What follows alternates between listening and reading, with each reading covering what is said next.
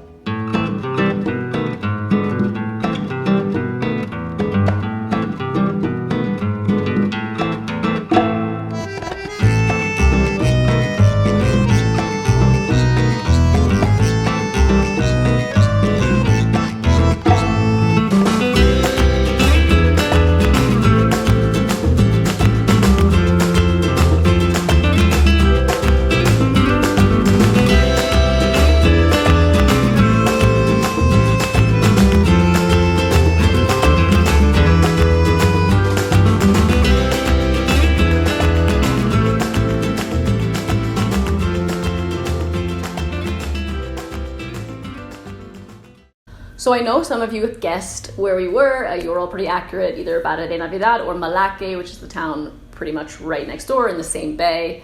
And I had never heard of this place before we came here. A friend of mine told me about it. It's a sleepy little town. We were looking for a place to get away from the city, to get away from the chaos of the coronavirus, and be in a place that was going to be more laid back, that was going to be safe and quiet. And Barra de Navidad definitely ticked all those boxes. We got a place, I mean, there are many places, but we got a place near the beach, as everywhere in Barra de Navidad and Melaque are.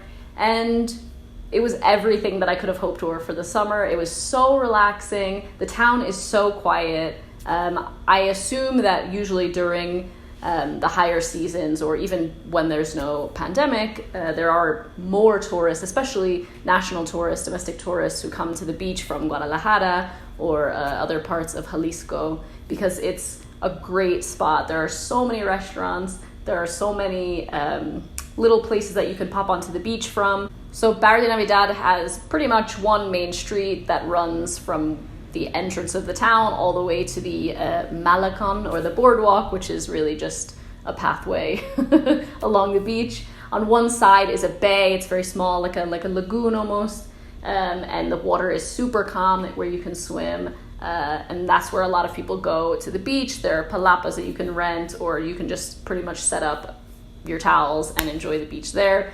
There are tons of people selling boat trips and the banana boat rides and stuff. So that's a really great place. That's like the family spot for people who want to spend the time at the beach there. And then on the other side of the pier, there's a longer beach where the waves are rougher. It opens up into the Pacific. And there's a lot of like bodyboarders and skimboarders and surfers there. And I liked that beach because it was super quiet almost every day. We used to go sit there and watch the sunset over the bay. It was absolutely incredible. And we did a lot of walking along the Malecon, and we just sit there and watch the fishermen come and go. It was truly the perfect escape from all the chaos that was happening in the world. When we first got to Barra, I wasn't so sure. It's very sleepy. There's an OXXO and a kiosco and a couple of local abarrotes shops, and not much else. I was worried that we were going to run out of things to do, we were going to be bored, or we were going to want to like get in the rental car and escape every weekend or something. But it served as a really great place because there isn't anything to do. We shopped locally, we got to know people at the different stores, at the butchers. We became part of the community for the short time that we were there, and it felt so nice. And I think it made us realize like there are some things that we don't get in the city that we really appreciate when we're in a small place. And it also made us slow down. We took our time. We spent time at the beach. We spent time relaxing. The weather was pretty great for the majority of the summer. And like, it's actually a really great town. Like it's sleepy, yes, for sure. But the restaurants are amazing. We would try different restaurants during the week, different taco stands, different taco restaurants and seafood restaurants, places on the beach, places that are along the main street. We took the bus back and forth to Melaque at least once a week to have food there. It was great to have access to like another town that was quite different. Like it's a little bit busier with tourists for sure. It has a few more hotels, and it was good to go there to the bigger markets, the bigger abarrotes shops, which are still not like mega supermarkets or anything. And so I finally like appreciated just the slow pace and the beach and the laid back lifestyle. It was fantastic. Would I live in Barra long term? I'm not sure. It's a super popular place for people to retire, and I get it. It is perfect for the slower pace of life, like I said. But as a 32-year-old woman who, you know, likes to stay out past 9 p.m. and maybe have late night tacos at midnight or 1 a.m. or just have a little bit more choice, it's not the place for me right now. I loved living there for the summer, and I would definitely spend like pockets of time there again, or in places like Barra de Navidad, like places where you're totally isolated and it's so chill and laid back. But as someone who works online, it was a massive struggle all summer with the internet. It was awful. And then the other problem with being there during the summer, which we unfortunately experienced just before we left, were the tropical storms, the hurricanes. Tropical storm Hernan came through on the last week that we were in Barra de Navidad, and it was awful. For us, it was okay. Like, we had a little bit of flooding in the house, but it rained for more than 24 hours.